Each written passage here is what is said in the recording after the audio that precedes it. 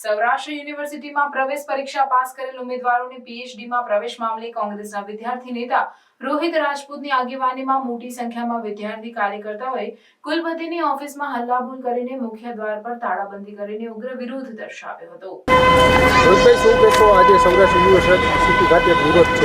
સૌરાષ્ટ્ર યુનિવર્સિટીમાં પીએચડીની પ્રવેશ પ્રક્રિયાને લઈ અને સૌરાષ્ટ્ર યુનિવર્સિટીના સત્તાધીશોએ નેટ પરીક્ષા ફરજિયાતનો નિયમ રાખ્યો હતો। ગુજરાતમાં માત્ર એક એવી જ યુનિવર્સિટી હતી કે જેમણે નેટ પરીક્ષા પીએચડીના પ્રવેશ માટે રાખી હતી।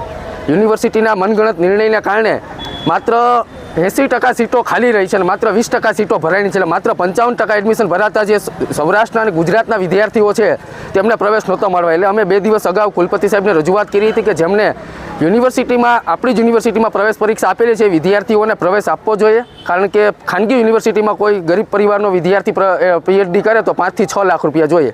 અને ક્યાંક ને ક્યાંક કુલપતિના જે સલાહકારો છે એ અમને ક્યાંક એની નાવ ડૂબાડવા બેઠા હોય એ રીતના કુલપતિના સલાહકારો રજિસ્ટ્રારથી માંડીને જે અધિકારીઓ છે કુલપતિ સાહેબ વહીવટી રીતના ખૂબ કાચા છે અને એમને કાંઈ વહીવટી જ્ઞાન નથી એટલે પોતાના મનગણત નિર્ણયો કરે છે। અમારી એક જ માંગ છે કે જેમણે યુનિવર્સિટીમાં ભૂતકાળમાં પીએચડીની પ્રવેશ પ્રક્રિયા પાસ કરેલી છે એમને પીએચડીની અંદર પ્રવેશ મળવો જોઈએ। જો આવનારા દિવસની અંદર આ નિર્ણય નહીં લેવામાં આવે તો યુનિવર્સિટીના અમે તાળાબંધી કરવાના છે અને ક્યાંક ને ક્યાંક સૌરાષ્ટ્ર યુનિવર્સિટીના કુલપતિ એ સંઘના ઇશારે અને એબીવીપીના ઇશારે ચાલતા હોય એનો અમારો સખ્ત વિરોધ છે। વિદ્યાર્થીઓને કોઈ પણ સંજોગે ન્યાય મળે એના માટે આજે અમે ઉગ્ર વિરોધ પ્રદર્શન કરવાના છે। અમારી માંગ નહીં સ્વીકારે ત્યાં સુધી અમે ધરણાઈ કરવાના છે અને જરૂર પડીએ યુનિવર્સિટીને તાળાબંધી કરવાના છે।